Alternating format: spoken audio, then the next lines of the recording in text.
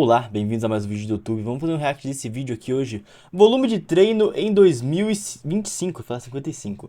Análise e estudo recente do Jaime. Vamos ver o que ele tem pra falar sobre esse estudo e Pois é, vamos ver se eu pessoal, posso cá estamos contribuir. aqui mais um dia falando sobre um dos temas mais controversos e polêmicos da musculação, mas que infelizmente ele é necessário ser discutido porque ele é muito importante na hora de você ter o resultado que você busca quando você pisa dentro da academia. Bom, recentemente um novo estudo saiu à tona sobre a questão do volume de treino, quantas séries, Será que ele tá falando daquela meta-análise que saiu recentemente?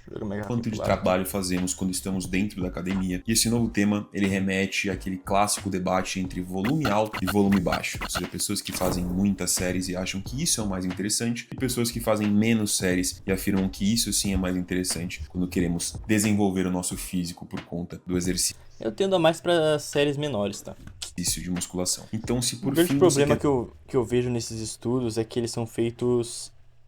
Por exemplo, todas as séries vão ter falhas? Não, normalmente não. ter o Não é complicado. conhecimento para entender o que vai funcionar para você, fica nesse vídeo porque eu vou esclarecer de A a Z o que é o volume de treino, minha opinião sobre esse estudo, e vou te deixar com bastante armas nas mãos para discutir sobre esse tema e para adaptar esse tema na sua rotina de treinamento. Bom, então esclarecendo, já que esse vídeo pode chegar em alguém que mal sabe o que é volume de treino, volume de treino é definido pela quantidade de séries, repetições, mas mais séries que fazemos dentro Hoje em dia a gente não usa mais aquele padrão séries vezes repetições. A gente sabe que o que importa são séries perto da falha, né? da academia, normalmente em um período de tempo. Esse período de tempo normalmente é colocado em semanas. Então você pode falar sobre o seu volume de treino no dia, mas principalmente o volume semanal é o que a gente mais utiliza para ter esse discernimento de quantidade de séries que é feita para cada grupo muscular, para cada exercício que você faz. Então a típica 4 séries, 3 séries, 2 séries, isso entraria e define o que é o seu volume de trabalho, volume de treino. Bom, se a gente voltar um pouquinho no tempo, lá na década mais ou menos de 60, 70, começou a surgir um debate entre fisiculturistas, que são normalmente aquelas pessoas que mais querem otimizar o seu treinamento de musculação, entre qual seria o mais interessante, já que alguns dos fisiculturistas mais famosos da época utilizavam uma abordagem mais de alto volume, em contrapartida a outros que também Hoje em dia bastante gente ainda usa essa abordagem mais alto volume, mas é porque os esteroides meio que permitem você fazer um alto volume e baixa frequência, porque eles impedem o catabolismo, né? Mas considerando uma pessoa normal, o seu catabolismo é muito alto quando você fica sem treinar. Que você queria eram dizer? famosos, utilizavam e tinham bons resultados fazendo um volume baixo de treino. Esse clássico debate ficou muito marcado entre Arnold Schwarzenegger e Mike Mentzer, e seu irmão também, o qual Arnold Schwarzenegger fazia um volume de trabalho muito alto, ou seja, ele fazia muitas séries, muitos exercícios e muitas repetições ao longo dos dias e das semanas. Já Mike Mentzer tinha uma abordagem de treino que era o oposto disso. Ele fazia menos séries, inclusive menos dias na semana, e fazia menos exercícios e menos trabalho do que o Arnold fazia, porém colocando mais intensidade, o que a gente pode discutir num outro vídeo. Bom, mas tudo isso é de uma época onde as coisas sobre musculação eram debatidas de acordo Cara, era bem pouca coisa, tá? E tinha bastante coisa de, por exemplo, o John Wader querer promover o seu.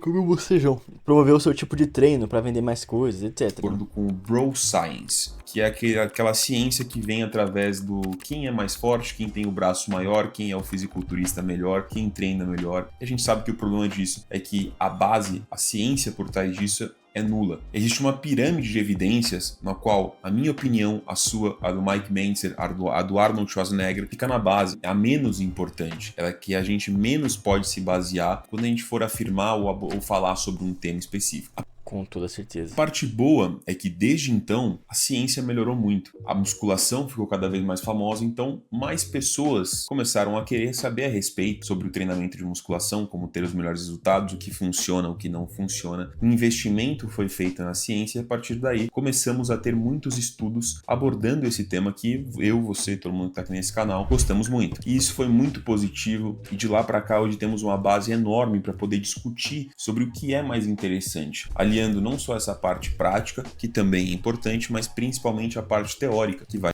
nos dar um direcionamento muito melhor e uma noção muito mais clara. Cara, eu não consigo fazer esse tipo de vídeo porque o pessoal enrola muito, cara. Eu gosto de começar o vídeo, já começar falando, já falar do tema, etc. Agora não falou nada sobre isso tudo.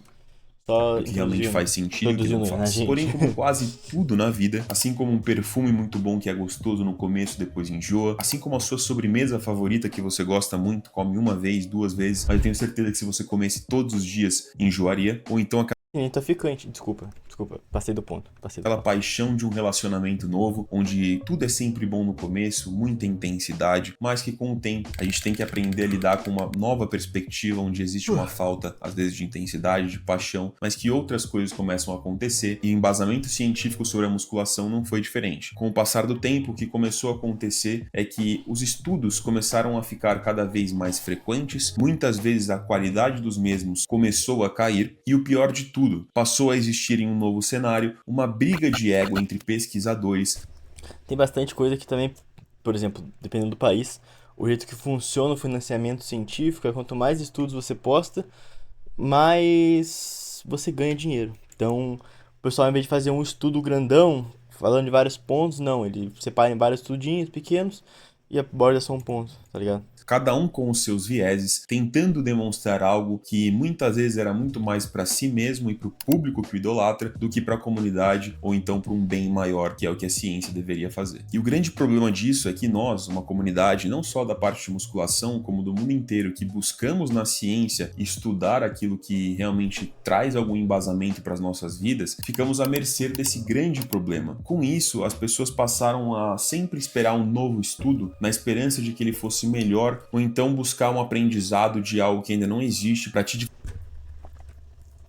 Tem muito youtuber, instagramer aí, que diz que é baseado em ciência, mas na verdade é baseado em estudo. Ele baseia toda a opinião dele no estudo mais recente que saiu. Vejo muito isso, sai um estudo e o cara muda toda a opinião dele, não sei o que lá. É loucura, cara. diferenciar no mercado ou qualquer coisa do tipo. Além disso, existe um grande problema que a literatura científica não é algo simples. Não é simplesmente algo que qualquer pessoa pode analisar. E a gente sabe que com a internet e hoje em dia, como você consegue enviar uma mensagem para o presidente da República dos Estados Unidos ou da Rússia através do Instagram, onde as coisas são muito mais acessíveis. Pena que ele não me responde, né? Pô, chamei pro meu aniversário, Trump.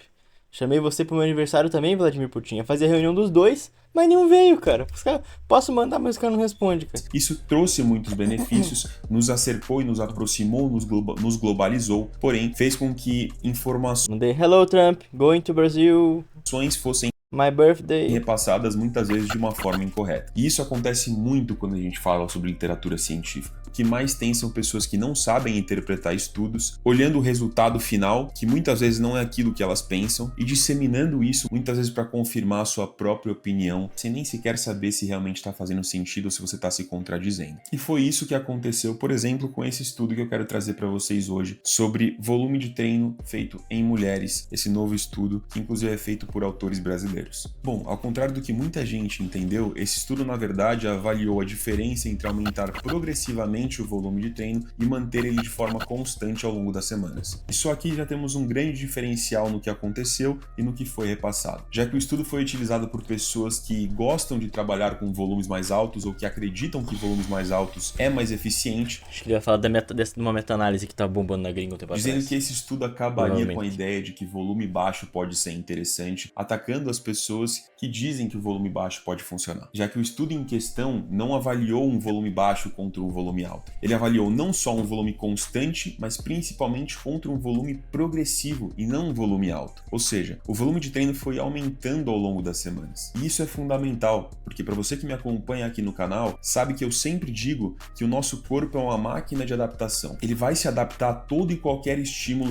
Sim, ele vai se adaptar, mas às vezes a adaptação dele é só voltar pra... Nosso corpo, na verdade, é uma máquina de homeostase. Ele vai sempre tentar voltar pra homeostase, tá? Se tiver muito dano, ele só vai recuperar o dano e não vai hipertrofiar. Tá? Nosso corpo não quer sair do lugar.